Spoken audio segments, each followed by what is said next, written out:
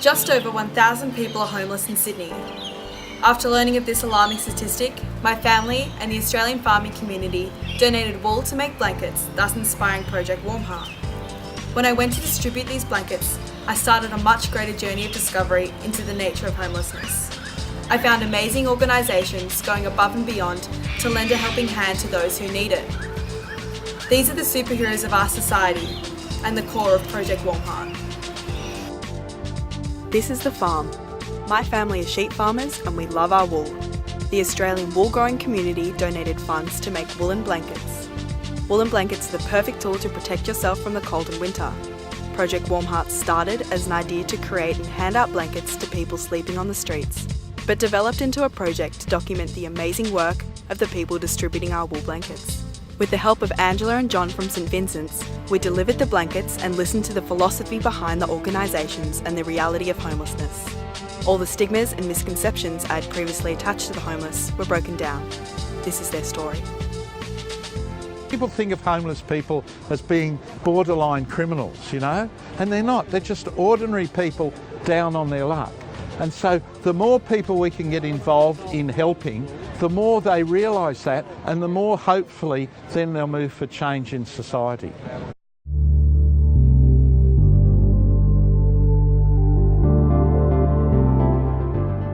Hi everybody, my name is Hayley Olsson. I directed and produced the documentary Project Warm Heart, which premiered in 2013. Firstly, I would like to apologise for not being able to be with you all tonight. I'm currently on location filming some great mini documentaries. However, I do wish that teleportation had been invented so that I would be able to be with you all this evening, so I do apologise. In 2012, my dad Chick Olsson and I collaborated with the Australian wool farmers to make and donate woolen blankets to Sydney's homeless. Dad in particular recognised that the Australian farming community were capable and more than willing to donate wool and funds back to our cities via the Australian Wool Growers Association. When we went to distribute these wool blankets, we found amazing organisations going above and beyond to ensure that Sydney's homeless were taken care of. This was a story that I felt needed to be documented, and thus the mini doco Project Warm Heart was born. As women who are currently in the agricultural and wool sphere, I know that you will understand the amazing qualities of wool. It's one of the oldest fibres known to mankind, and the reason for its longevity is its incredible natural ability to help us cope with this planet. Wool is a survival tool, and it's allowed humans to survive ice ages, and now allows athletes to compete and regulate body temperature. My family mainly uses wool blankets for sleep, as dinners are just too hot for a sound sleep. Wool has allowed us to conduct a deeper and more natural sleep, allowing our bodies to rest and recover. Wool is a life choice, and it has many daily uses as highlighted by the Prince of Wales campaign for wool. Woolen carpets, furnishings, UGG boots, casual knitwear, sportswear, outdoor activities. And this ties in with providing wool blankets for the homeless. It's a better sleep and it's a warmer sleep, which allows people to make better decisions the next day. So we must encourage our governments to use wool in this way going forward. As a 22-year-old at the time and a university student studying media, my dad asked me to help him distribute woolen blankets for our city's homeless.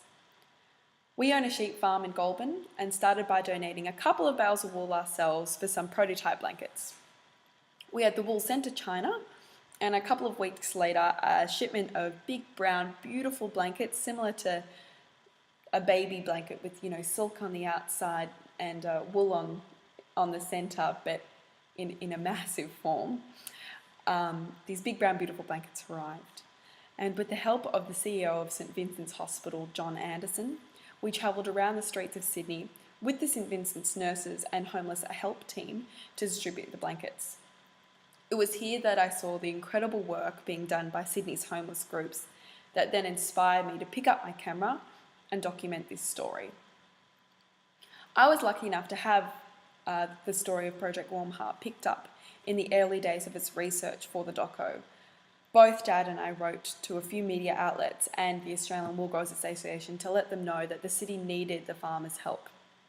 The response was overwhelming. I had emails and calls flooding in every day from sheep farmers, and even once actually from an alpaca farmer, to donate wool and funds to this cause. It was a heartwarming effort to feel the Australian farming community get on board with a cause that should be receiving a lot more aid in general. And after sending the wool and donations off, more and more blankets were made, and the real filming and delving into this story began. I started off speaking and researching many homeless organisations. I told them that the farmers of Australia wanted to help with this homeless cause in the form of blankets. The St Vincent's Homeless Division was our primary point of contact, and they were so helpful and keen to tell their story. They helped me come up with the catchphrase, "From the sheep to the streets." They put us in contact with some of their sister and brother organisations who similarly were very keen to be a part of the documentary and were grateful to the farming community for the blankets. At this point, it was June and the streets were getting very cold. Angela, one of the chief nurses, also acknowledged that sleep is a key factor in making good decisions. If someone gets a good night's sleep, they're more likely to make good decisions the next day. The blankets donated by the farmers would enable the homeless to achieve a better night's sleep, and while the blankets were not a cure for homeless, they were the thread that tied this story together and provided warmth and safety for people on the streets. I travelled around Sydney to 5 different homeless aid centres and shelters: St Vincent's, Norman Andrews, the Eddie Dixon Centre, Teeny House and the Exodus Foundation. Each of these organisations were trying to assist and combat homelessness. Homelessness is a complex issue with no single resolution. However, there are many heartwarming efforts being made to tackle this issue. When I started this journey, I was not aware at the time of this issue in our own backyard. I was under the impression that most of my generation are in. Homeless people are either addicts or choose to live in the street. While I understood that there might be a few exceptions, I really didn't understand the full gravity of the homeless situation. As I finished my research and started storyboarding for the film, I realised that the doco would be my journey of awareness into homelessness and the amazing work of the people running these homeless organisations. I went to each of the organisations over a 1-year period to speak and film with both the clients and the volunteers. I met such fantastic people doing positive things. Similarly, I learned about hardship and the tough hand some people have been dealt. I came to understand that people are homeless for a variety of reasons. And after speaking with my friends, I also realised that there's a serious case of social invisibility in the homeless world. Most people just walk by, cross the road, or turn their head when they see a homeless person on the side of the street. After speaking with many of the homeless organisations' clients, I found out that most of the time they're just people looking for recognition or for a simple smile or wave. I met a homeless man, Alexi, who was 65 years old, sleeping outside of the Eddie Dixon Centre. And it was then that I realised that homelessness does not discriminate. He had been sleeping outside the homeless centre for the last few years, and he had been homeless since he was 14. Eddie Dixon at the time took him in when he was 14. The Eddie Dixon Centre has never been a sleeping centre, it's just been a lunch centre, and they were serving soup on the street. Eddie Dixon took him in, and together they distributed soup to other homeless people around the country. Alexi was able to develop his skills and ended up going to nursing school. While he was at nursing school, he was walking down the street one day and was severely bashed, causing him to lose his eyesight. As Alexi didn't have any strong family, he was forced back onto the street. Alexi, through his life, has done many incredible things. He's ridden a bike around Australia, raising money.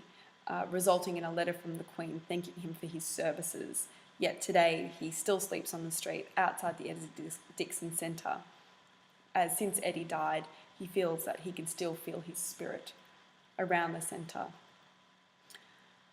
I came to understand that my aim for the documentary was to spread awareness to the people of Australia, and in particular my generation. If we acknowledge that this is an issue, then more can be done to help. From my brief encounter with charity, I found that people genuinely do want to help, and the Australian farmers were so willing and generous after finding out about this issue that I can't imagine the rest of Australia would be much different. It's awareness that's the key for an issue like homelessness. After showing my friends this documentary, they also wanted to put their names down at local soup kitchens and homeless aid centres. Similarly, they understood that homeless people are just people like you and me that have fallen by the wayside, and that a smile and a chat can brighten up their day. Project Warm Heart has been a life-changing experience. People every day are doing incredible things, and I was lucky enough to document a few heroes' stories. My passion for the film industry and my background in sheep farming combined together to create Project Warm Heart, as well as the huge support from my family in the Australian farming community. In October 2013, I premiered my 2-year passion project, Project Warm Heart, at Parliament House in Sydney. I was so pleased that I was able to share my journey of awareness into homelessness with my family and friends. Similarly, I'm so honoured to have been asked to speak to you today and share my story with all of the women at this conference. You're all doing amazing things in your community, and I hope that I'm able to shed some light on my story and what I've been through. This experience has taught me that I can combine my different passions and interests in my life. Wool has always been a very large part of my life, as my family is heavily ingrained in the wool industry. And after discovering my love of film, it delighted me that I had the opportunity to combine the two. After studying media at Macquarie University in Sydney, I interned at many different production companies around the city. Once the opportunity arose and once I realised that distributing these blankets was something that should be documented, I had the skill set. I was equipped with the knowledge to be able to document this story. We can make a difference, and I do encourage you to use your skills and engage with something that you're passionate about.